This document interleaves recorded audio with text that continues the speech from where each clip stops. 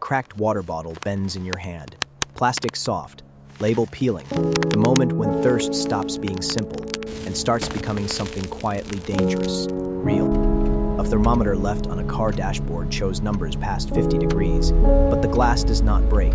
It simply waits, holding heat like a warning. A melting ice cream slips through burning fingers onto ground, disappearing before impact. The moment when something joyful reveals a truth no one is ready for.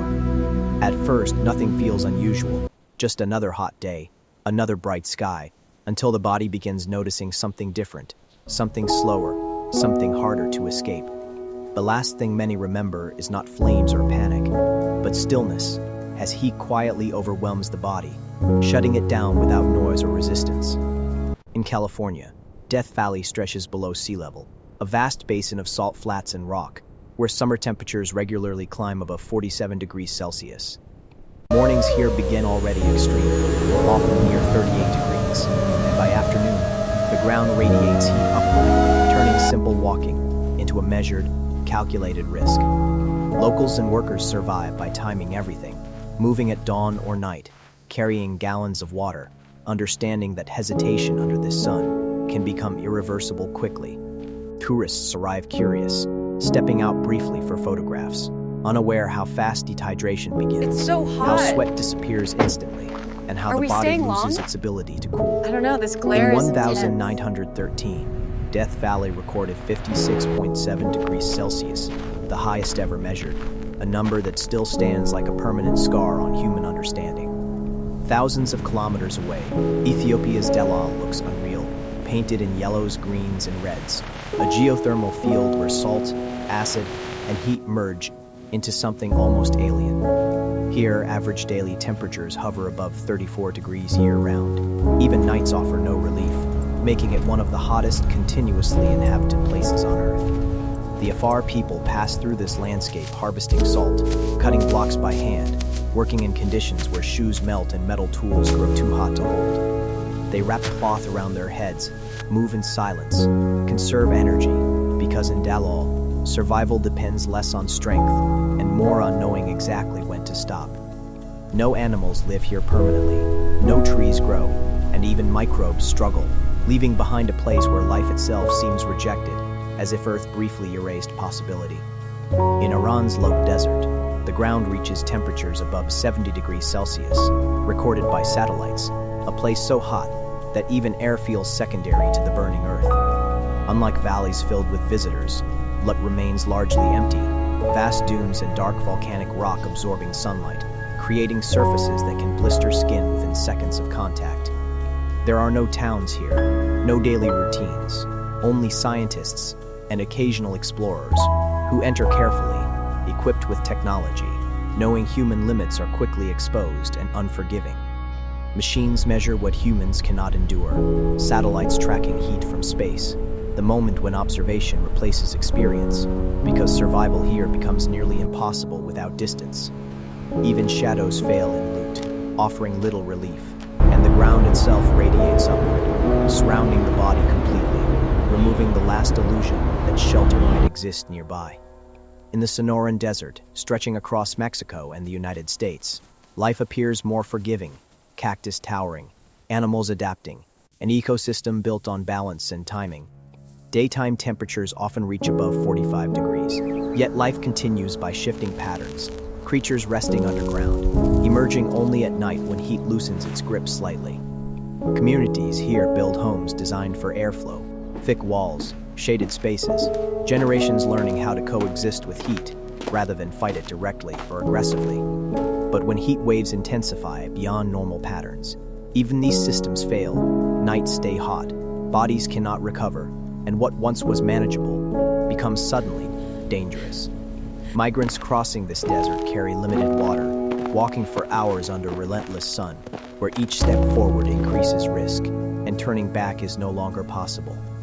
In Egypt, the Sahara Desert spreads across 11 countries, the largest hot desert on Earth, where summer temperatures regularly exceed 50 degrees, and dryness adds to the pain. Nomadic tribes like the Tuareg have survived here for centuries, wearing layered white cloth to reflect sunlight, moving at night, resting under shade during the hottest hours.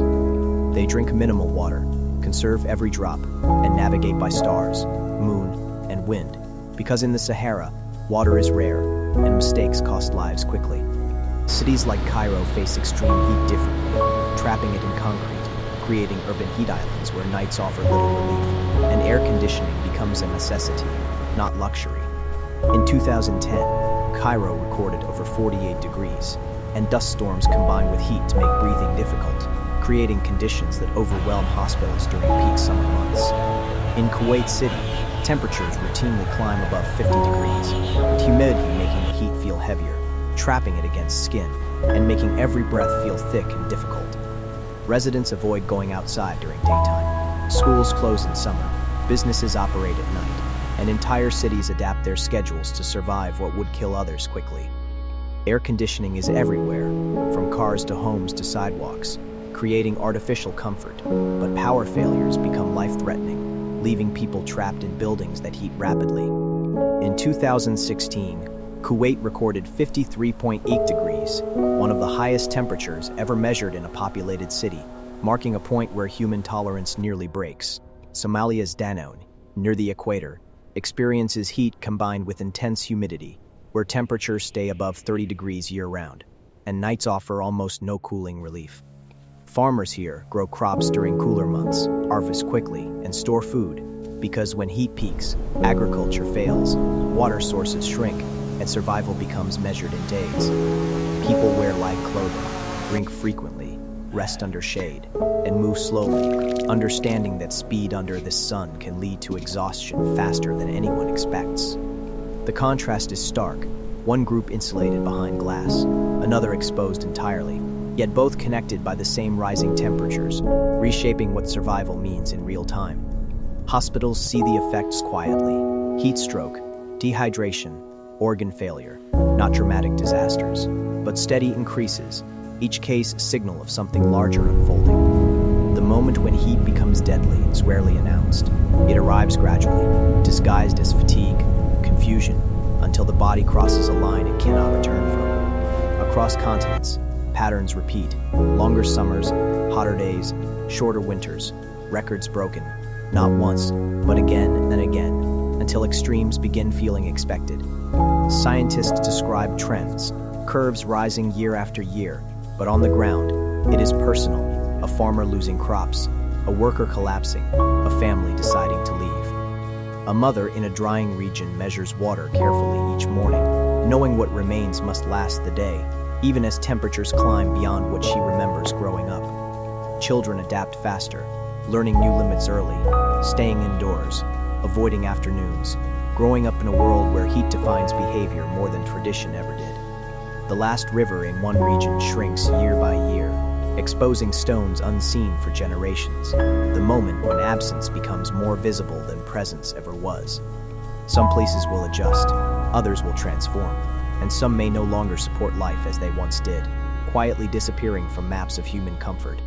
Heat does not destroy instantly, it erodes slowly, persistence replacing violence, until the moment when staying becomes harder than leaving everything behind forever.